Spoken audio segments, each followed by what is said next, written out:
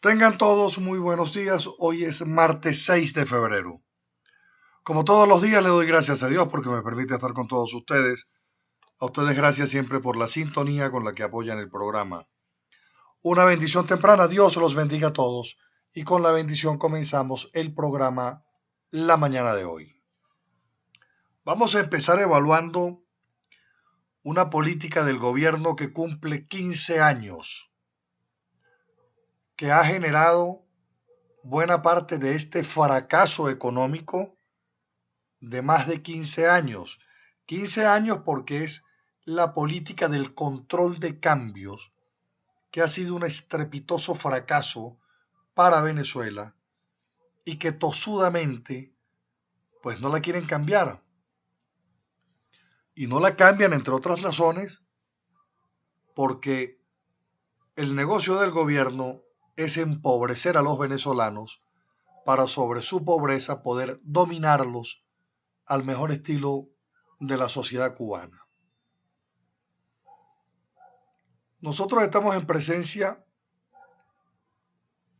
de una política económica de dominación política que generó corrupción, salida de capitales, cierre de empresas, caída de la producción, devaluaciones e hiperinflación. Esta es la saga que deja el control de cambio en Venezuela, que ayer estaba cumpliendo 15 años de fracasos. En estos 15 años, el país cuenta con las más bajas reservas de las últimas 3 décadas, dato del Banco Central de Venezuela. Las reservas internacionales son de 9.350 millones de dólares al 1 de febrero, según el Banco Central de Venezuela, con un dólar paralelo que aumentó 26.000 veces su valor. Escúchelo bien, el dólar paralelo aumentó 26.000 veces su valor. Tenemos una tasa de inflación de 4 dígitos, depresión económica, 60.000 millones de dólares involucrados en irregularidades cambiarias y 8.900 empresas cerradas. Este es el resultado de esta política. Todo ello por demás, acompañado de una menor entrega de divisas cada día más. Vale decir, la entrega de divisas viene disminuyendo de forma progresiva y sistemática, y esas divisas son para importar bienes y servicios. Total que disminuye la asignación de dólares y disminuye la importación en Venezuela privada y pública para traer bienes y servicios. ¿Quiénes administran los dólares? El gobierno. Desde el 2013 hasta el 2018, Hugo Chávez primero y Nicolás Maduro después han experimentado y llevado adelante 8 esquemas cambiarios con el objetivo de pulverizar el dólar paralelo y por supuesto nunca lo consiguieron. Muy por el contrario, se ha venido devaluando la tasa oficial en 6 ocasiones. Pudiéramos decir en esta primera parte, la guerra económica que se inventó el gobierno la perdió.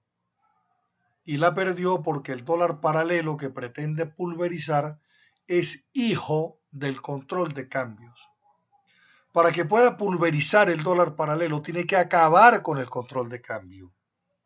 Es así como lo puede lograr. Y a lo largo de estos 15 años hemos visto y hemos escuchado frases, palabras, como aquellas de que el presidente Maduro se pone al frente de la economía para enfrentar personalmente la guerra económica. Y bueno, ya sabemos cuál es el resultado. Las cifras en economía muestran una caída del 15% al cierre del 2017, una inflación del 2.616%, una disminución de importaciones que para la consultora ecoanalítica pasó de 36.901 millones de dólares en el 2015 a 11.895 millones en el 2016.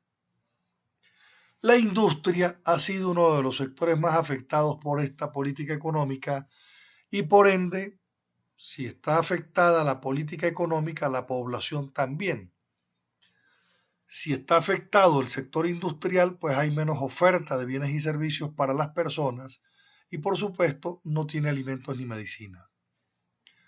El presidente de Conindustria afirma que Venezuela se encuentra en un punto donde la industria es insignificante. La industria en Venezuela es insignificante en un país que ha vivido del petróleo durante muchos años. Obviamente, se considera importante su reconstrucción, así como todos en Venezuela creemos y apostamos en la reconstrucción del país. Mire esta cifra. Cuando vea algún chavista o pregúntele si está de acuerdo con lo que sucede. El país tenía 12.700 industrias. 12.700 industrias.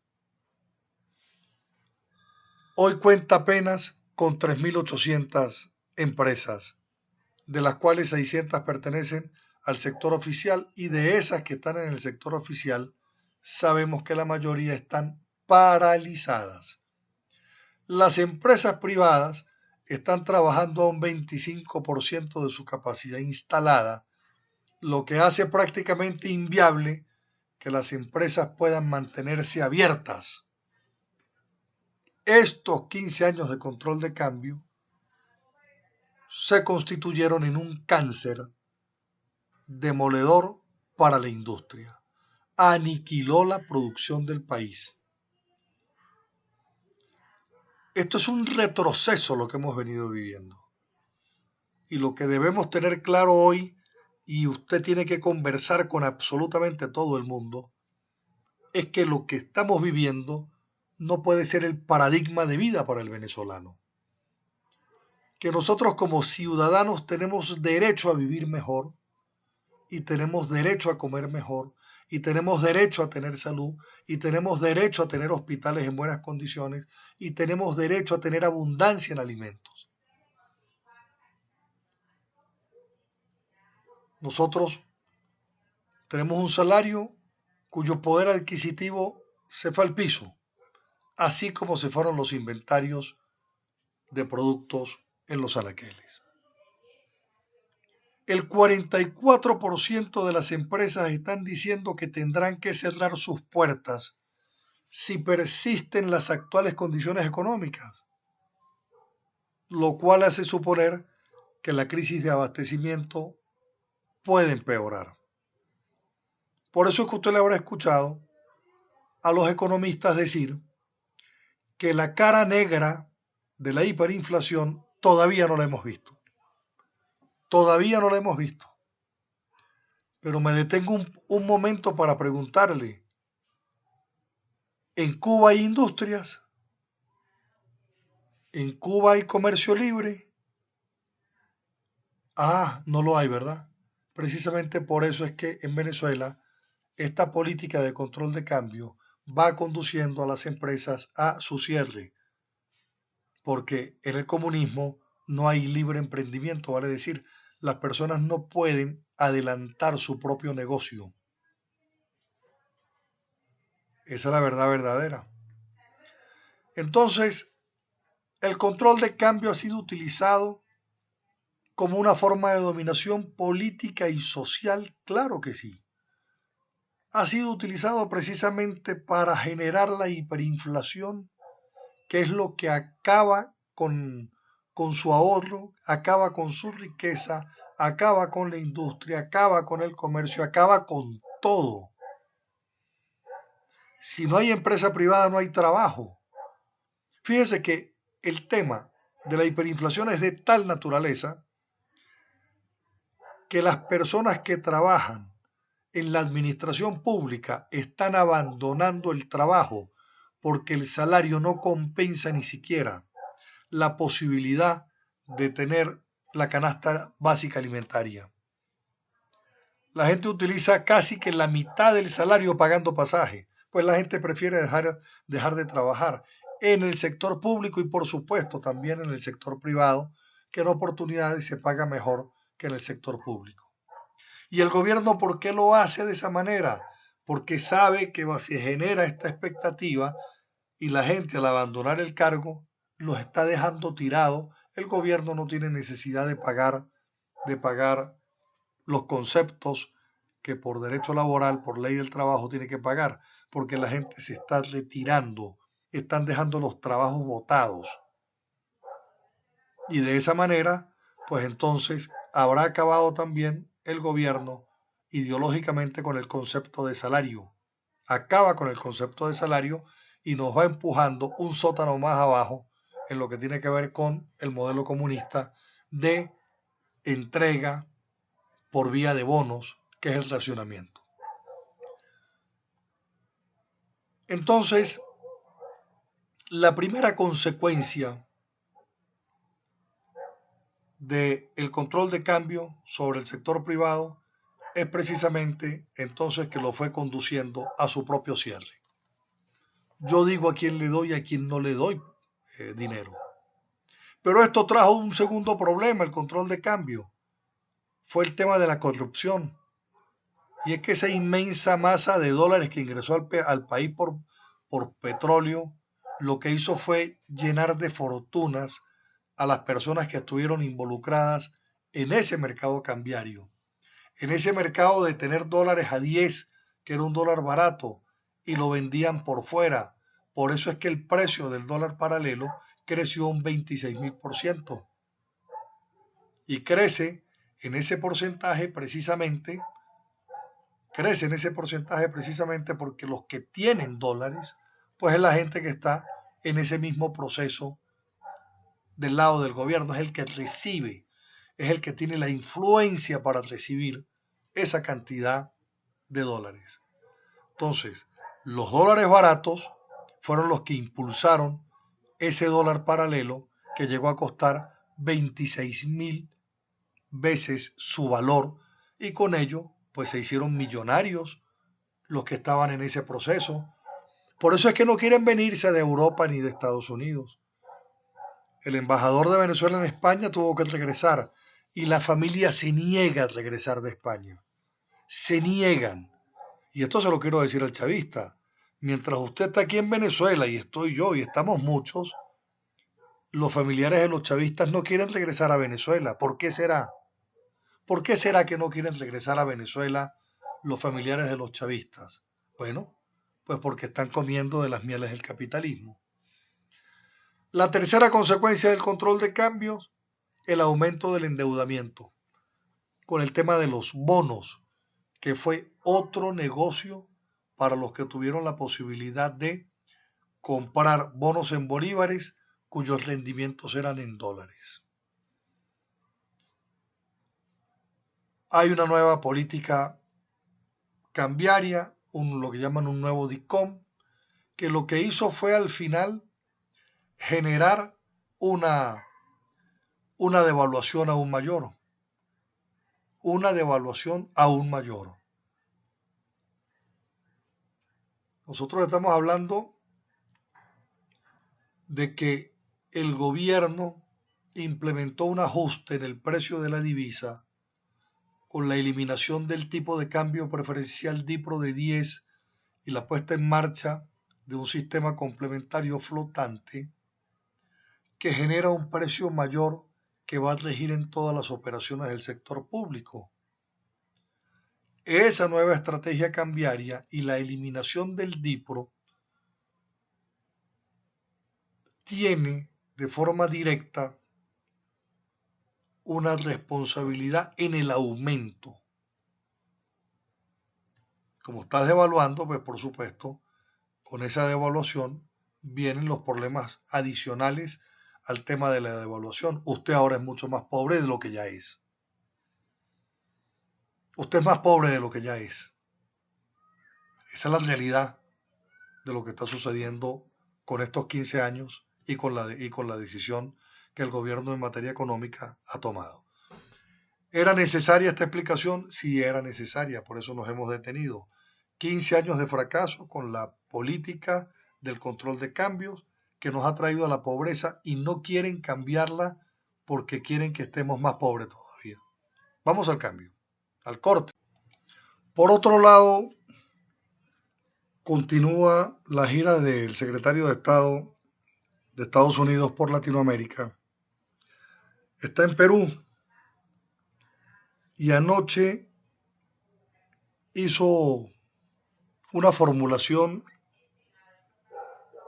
o hizo una recomendación hablando del caso de Venezuela, donde invita a los países de América Latina a desconocer las elecciones convocadas por Nicolás Maduro.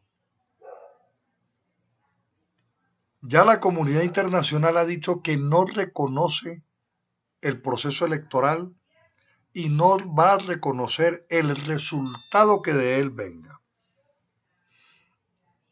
Si nosotros a esto le agregamos el hecho de que vienen más sanciones contra los funcionarios del gobierno, porque, ojo, aquí se están convocando elecciones de forma ilegal, amparados en la ilegal supraconstitucionalidad de la Asamblea Constituyente, que cree que puede saltarse los lapsos que se establecen para precisamente sobre esos cronogramas en el tiempo poder hacer auditorías serias y ciertas del sistema, de los sistemas operativos, de los sistemas de transmisión de información por empresas calificadas internacionalmente, así como el tema del registro electoral.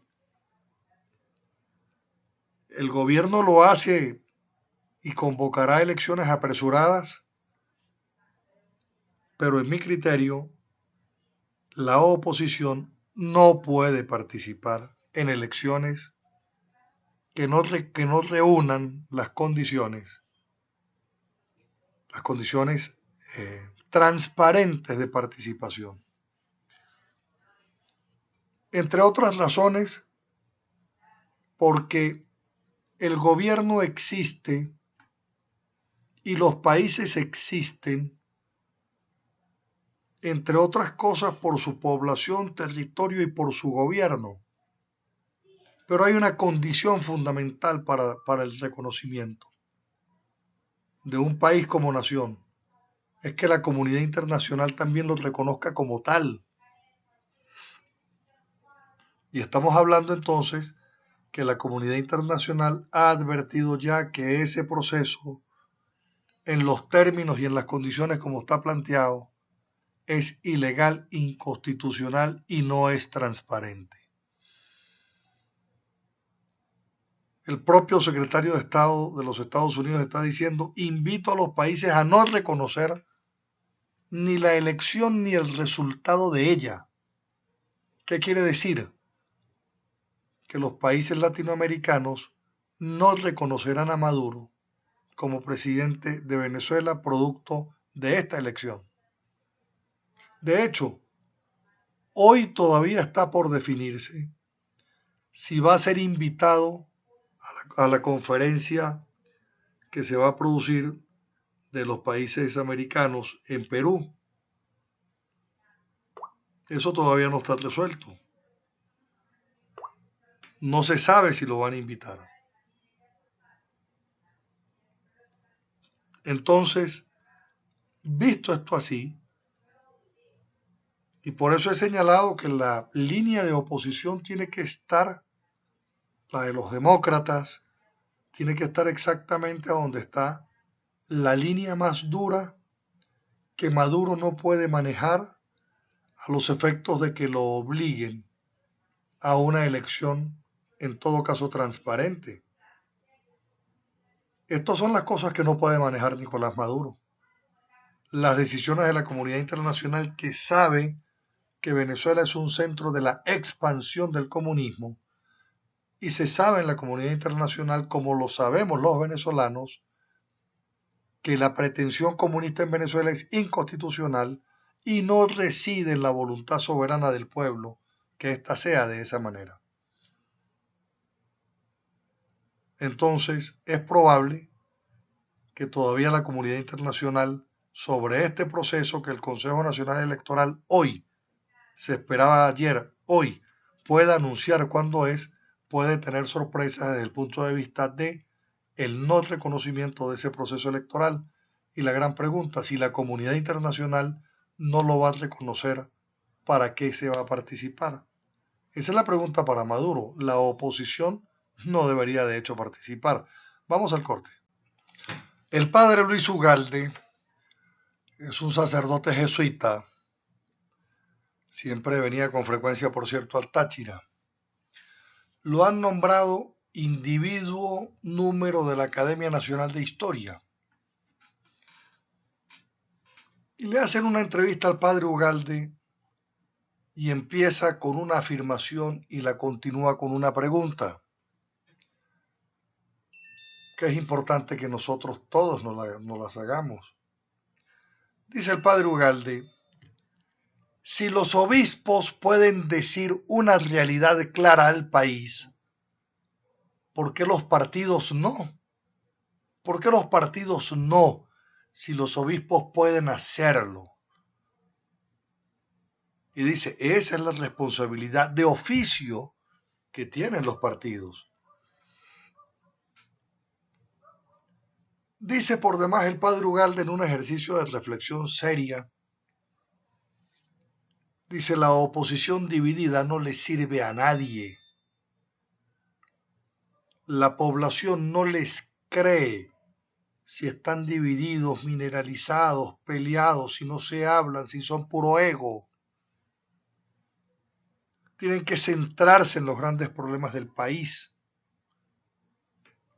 Y es cuando dice, si los obispos pueden decir una realidad clara al país, ¿por qué los partidos no, si ese es su oficio?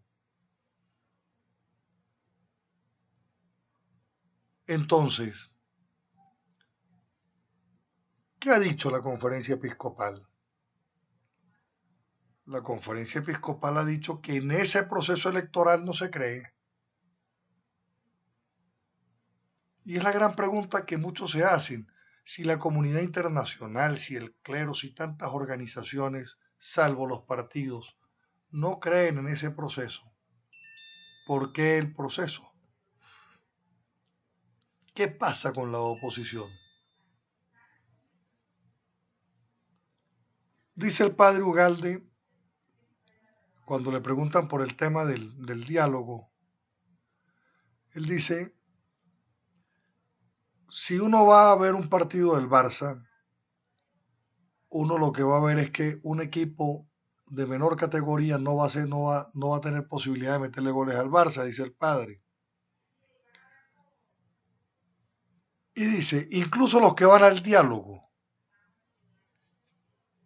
saben que el gobierno va a hacer lo posible para no ceder en nada, y lo han demostrado.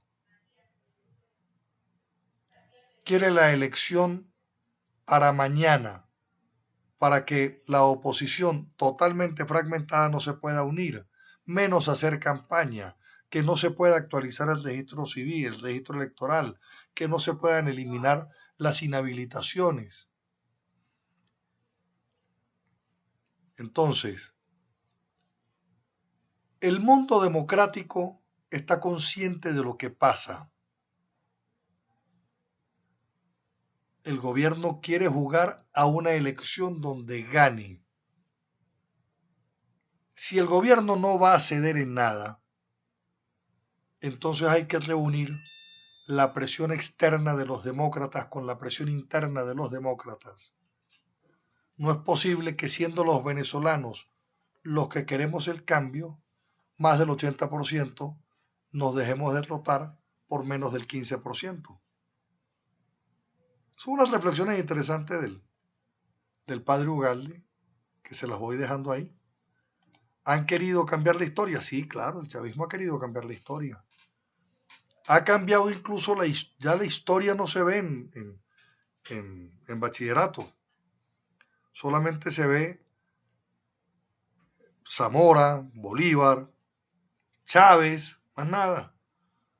Y se ve Bolívar porque quieren asimilarlo, que las independencias que no pudo lograr Bolívar las va a hacer Chávez. Y ahora literalmente Maduro, después de este ejercicio de 15 años económico de guerra económica que ha librado Maduro. Esa es una batería de lavacabezas, lo que es este proceso educativo bolivariano. Bueno, ahí le dejo la reflexión que hacía el padre Ugalde también. Haga usted también la suya. Dios los bendiga a todos. Nos vemos mañana con el inmenso favor de Dios. Regáleme usted también su bendición. Que tengan un excelente día. Muchísimas gracias.